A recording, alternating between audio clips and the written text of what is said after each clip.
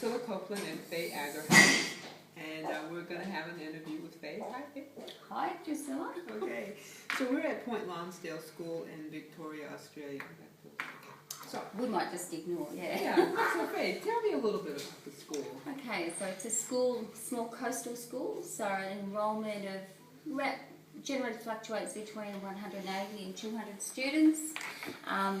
Very white Anglo-Saxon mix, very stable social demographics. So middle class to upper middle class. Children from here tend to go off to a range of private schools. Smaller group go to the local government secondary school. We have a mix of families. When I first came here, we had a lot of army families because there was a defence base close by us, but over the last 10 years or so, we've worked very closely and carefully to embed the school in the community as a school within a community for a community. Okay, yeah, thank you. How many years have you been working with the Four Rooms of Change here at Point Lonsdale? This is the second full year, but I initially heard about it prior to that when I attended an information session and thought there was something in it for what we could do in terms of value adding to what our school does. Okay. Something in it for us in terms of our school. So I understand that you are, not only are you the headmaster or the main administrator at the school, but you are also a working teacher. Is that correct? That is. Okay. And that's part of my belief about if I want teachers to do things and innovate and be different, that I have to share that journey with them. And I guess my philosophy is I don't expect people to do anything I wouldn't do myself. So I have a teaching role. The only time I haven't had a teaching role was the first year I was here, and I found that quite frustrating because I see myself as a teacher and I like to teach and I like to work with students, and I know that relationship's important, so therefore I teach. So at the moment I teach visual arts, but I've taught numerous things in your school. Thank you. So this next question is about the Four Rooms of Change and about your perspective as an administrator. If you were going to talk to some other administrators about the Four Rooms of Change, what would you say the impact has been in your school? One of the main impacts is that it provides a common language, both for teachers and for students. So as you go through our school, you'll see the four rooms are in learning spaces, in learning studios, in the staff room.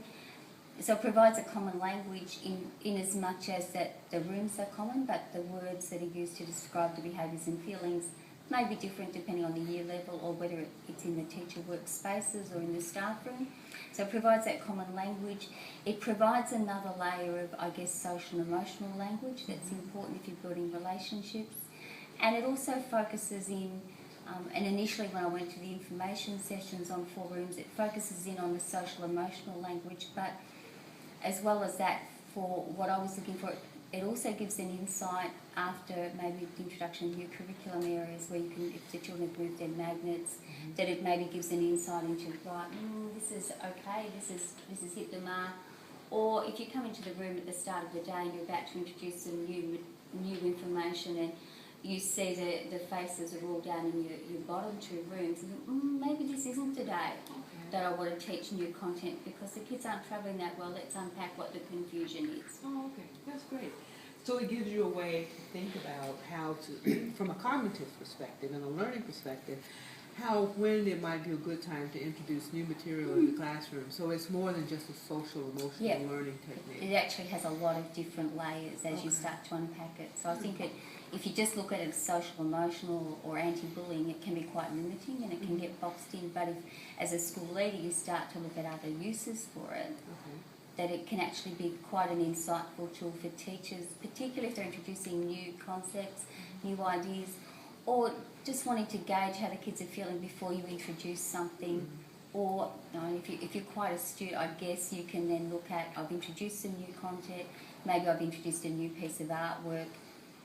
Maybe I didn't give the clear instructions. Maybe there's something I need to go and unpack, and you might then ask a couple of students, I'll often say, did that make sense? And I have been told, Mrs. A, if you use words that we understand, it would be easier. Oh, okay. So, Yeah, all right. Okay. So let's talk about it from the teacher's perspective. You've told us some things from an administrator's perspective. From a teacher's perspective, What has it? What has been the impact for not only yourself, but maybe for some of your colleagues here at school with the forums of change? I guess similar to the leadership in terms of the social emotional, but for teachers to see where children are putting their magnets, maybe after coming in after a break, you can actually work with children maybe to solve some conflict or give them some strategies around conflict, or they've had a new experience. You can gauge, oh, yeah, maybe I'll embed that further in the curriculum, maybe I wouldn't do that again. So it becomes a gauge like that. But it's another vehicle to develop that social emotional language, and through that I believe that you can develop and extend some emotional intelligence as well. So for teachers, it's another tool. For us, it's a layer that fits with our existing school culture. Mm-hmm. So it deepens the understandings about building relationships, about social emotional language and the importance of social emotional language, and also the importance of relationships, so that you can even see with the very youngest children, because we're 3/4 of the way through the year, that they will actually look where their friends' magnets are, and if maybe a friend's in a room of confusion or feeling unhappy, they'll try and do something to maybe move them up into the room of contentment, or so they'll actually help tune them into how their friends are feeling in a different sort of way. As a leader, administrator in the school, but also as a teacher, if you want to, you can combine it. What has been the impact of your students? What has been the most? What has blown you away the most with students? I think the fact that they've used it as a tool to talk about their feelings and their emotions, and sometimes that's not particularly not a male Australian thing to talk about feelings. Okay. So they use that, but I think the other thing is that for those children that don't want to speak about it and sort of raise it maybe in a community circle, which we have started at the end of the day, they'll actually move their magnet and know that teachers are attuned to scanning and looking, or as I go through the school that will scan and look. So you might see someone's magnet there beside a word and think, this isn't where you'd normally see them. So it's not that it's a cry for help, but it's that they can put it there and generally someone will pick up on it. Mm-hmm. So that's been really good. So those students who are a bit reticent about coming forward and saying, I'm not travelling really well, can often move their magnet, and it's enough as a trigger because you don't see that movement. Generally speaking, that you can just pick up on it and say, oh look, I'll go and touch base with, or I'll ring someone and say, have you noticed, can you just touch base? So I think that's very important. I guess I could tell the story of a little girl who had gone through a really terrible abuse situation, and she hadn't been with us for very long, but what we discovered was that she'd actually taken the learnings of the 4 rooms home for herself and had drawn up her own 4 rooms with her own words. And so for us, first of all, finding that, we found it was a hugely valuable tool that she was actually using that to sort of, I guess, analyse her feelings and her experiences, and could see that, you didn't have to stay in those 2 bottom rooms all the time.